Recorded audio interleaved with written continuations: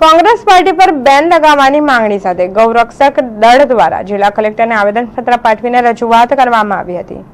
છેલ્લા કેટલાક સમયથી ગૌ હત્યા પર રોક લગાવવા માટે ગૌરક્ષકો સહિત વિવિધ હિન્દુ સંગઠનો પ્રયત્નો કરી રહ્યા છે।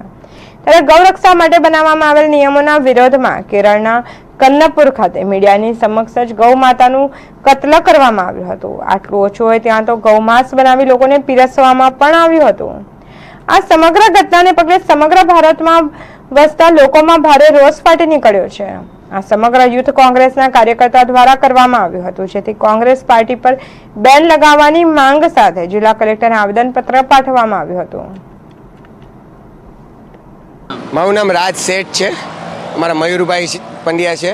અમે ગૌરક્ષા દળમાં અને અખિલ ભારત નવયુગ સંસ્થામાં અમે પદાધિકારી જવાબદારી હિન્દુત્વની લઈને બેઠા છે। ગૌરક્ષક છીએ બધા, અને ગૌરક્ષક માટે થઈને જે કોંગ્રેસ છે, જે કેરળમાં જે ગૌ માતાની હત્યા કરીને વિરોધ કર્યો છે, લોકતંત્રનો વિરોધ કરવો જરૂરી છે, પણ આ રીતના વિરોધ કરવો લાખો કરોડો અમારા હિન્દુવાદીઓને અને કરોડો નાગરિકોને, દેશના નાગરિકોને ભાવનાઓની ઠેસ પહોંચી છે। તો આ રીતના વિરોધ ના કરવો જોઈએ।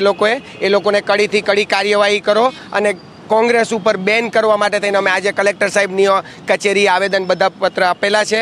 બધા હિન્દુત્વ સંગઠનો એક થયા છે, બસ એની માટે થઈને અમે આજે પુતળા દહનનું બી કાર્યક્રમ કર્યું છે।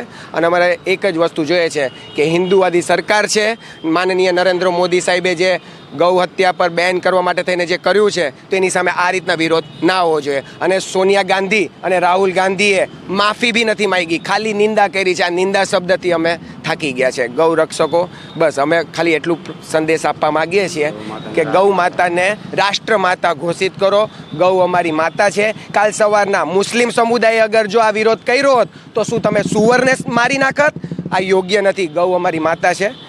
ભારત માતા કી જય, જય શ્રી રામ, જય ગૌ માતા।